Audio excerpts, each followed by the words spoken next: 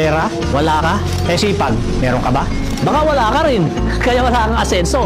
Gusto mong yumaman pero lagi kang reklamo. Paano ka ba magkakapera kung tamad ka namang kumilos? Ang tagumpay, hindi yan lumalapit sa mga nakahilata. Kung gusto mong umasenso, galaw-galaw din pag may time. Hindi sapat ang panalangin lang. Samahan mo ng gawa. Dahil walang yumayaman sa puro pangarap lang. Lagi mong sinasabi, wala kang pera at ang hirap ng buhay. Pero kung titignan mo, ano ba ginagawa mo araw-araw?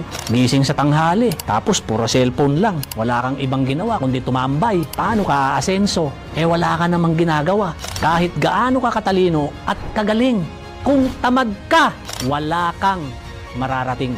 Magtrabaho ka, magsumikap ka, magtiis ka. Dahil ang mundo ng pera, sipag at tiyaga ang puhunan. Kung gusto mong umasenso, simulan mo yan sa mindset mo.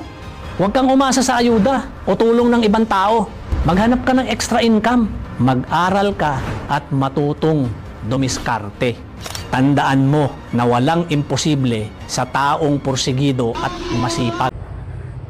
Grabe guys.